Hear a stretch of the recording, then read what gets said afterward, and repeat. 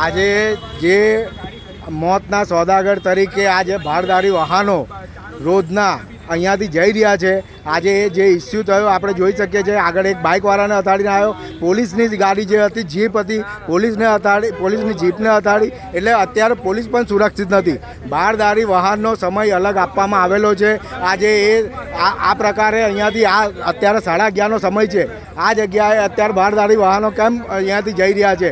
અને આપણે જોઈ શકીએ છીએ કે ટ્રાફિક પોલીસ અલગ અલગ પોઈન્ટો અલગ અલગ જગ્યાએ ઊભા રહે છે.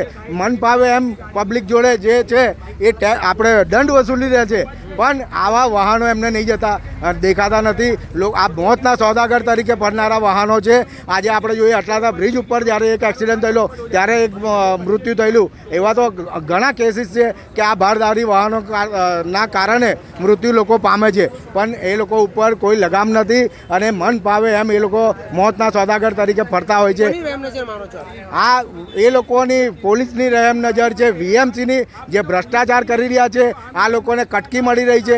બાકી આ બારદારી વાહનોનો સમય છે જ નહીં. તો અહીંયાથી અત્યારે જ્યારે નાના નાના પુલકાઓ સ્કૂલેથી છૂટતા હોય, આજે કોઈને એક્સિડન્ટ દ્વારા મૃત્યુ પામશે તો એના જવાબદાર કોણ રહેશે?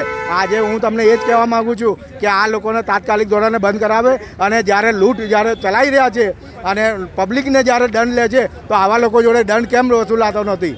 મારો આ સ્પષ્ટપણે સવાલ. સ્ટેશનથી આવ્યા અને એ ગાડી ટ્રાફિક જામ હતું ઓલરેડી અને ડમ્પરવાળો અહીંયા જ ઉભેલો હતો. હવે તે આગળ શું મેટર હોય આપને ખબર નહીં. અને અમારી રિક્ષાની આગળ પોલીસવાળાની ગાડી હતી, તો પોલીસવાળા ભાઈની ગાડી સાહેબ રિવર્સ લેવાની હતી, એટલે અમારી રિક્ષા રિવર્સ જ લેતા હતા. પણ પેલા ભાઈ જેને નહીં આવડતી હતી એ ભાઈ બેસી ગયા અને એમણે રિવર્સ લીધી. એકવારની લીધી તો એકવારની રોકાવી અને બીજી વારની પાછી કરાવી.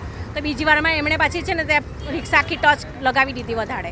અને એની અંદર અમે 3 જણા બેઠેલા હતા અને મારા હસબન્ડ કોઈ જાનહાનિ નથી થઈ ના વાગ્યું નથી, પણ નક્કી હું ઠેકાણું નહીં કારણ કે એનું વજન અને આ રિક્ષાનું વજન માટે ડિફરન્સ કરો ને ભાઈ. શું નામ છે આપણું? રવિના.